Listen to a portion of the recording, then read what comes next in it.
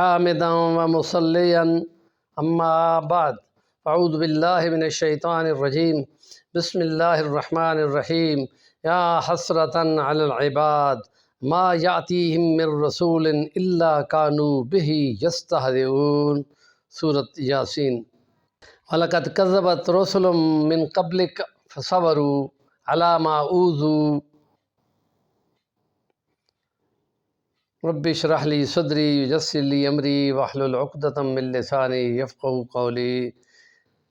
زبان اور کلام، اظہار حق، ابلاغ سچ، استقامت دین، ابلاغ دین، ان کاموں پہ امر بالمعروف اور نہی عن المنکر کرتے ہوئے جب بھی کوئی بولتا ہے،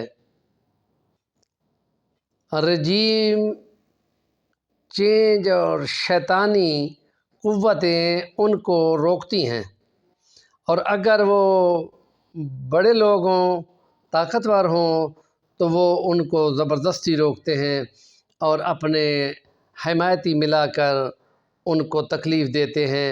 سورۃ یاسین میں اللہ نے فرمایا کہ جب کبھی بھی اللہ کا نبی آیا انہوں نے اس کا مذاق اڑایا اور اس کو تکلیف دی، ہائے افسوس، ہائے افسوس۔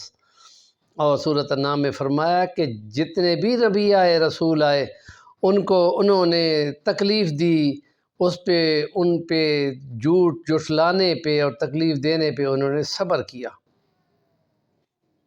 حضرت نوح علیہ السلام کے بارے میں آتے ہیں کہ خدا نے ان کو کہا کہ کشتی بناؤ، کلما مر علیہ ملأ من قومہ سخروا منہ، جب کبھی بھی وہ گزرتے ایک دوسرے پہ وہ ٹھٹھا کرتے، گرتے پڑتے، مذاق اتنا اڑاتے کہ پیغمبر جز بز ہو گیا۔ اللہ سے شکایت کی، اللہ نے وحی بھیجی، اے پیغمبر تو کہے تم مذاق اڑاتے ہو، ہم تمہارا مذاق اڑاتے ہیں۔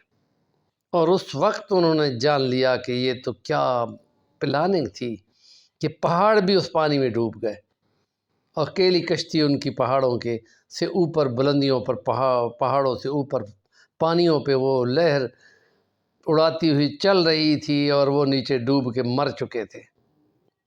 جب کبھی بھی حق والا بولتا ہے دشمن ان کو روکتا ہے، لیکن اگر وہ صبر کرتا ہے اور حکمت و دانائی سے اور نصیحت سے اور طریقے سے ان کو برداشت کرتا ہے تو حق دھیرے دھیرے آگے بڑھتا ہے۔ پھر مرحلے ایسے بھی آ جاتے ہیں کہ جن میں ہجرت ہوتی ہے، جیسے آخری پیغمبر محمد مصطفیٰ کو ہجرت کرنی پڑی، اور حضرت موسیٰ علیہ السلام کو 12 قبائل کو لے کے، لاکھوں کی تعداد کو، لوگوں کو لے کے نکلنا پڑا، لیکن دشمن پھر بھی پیچھے آ پڑا۔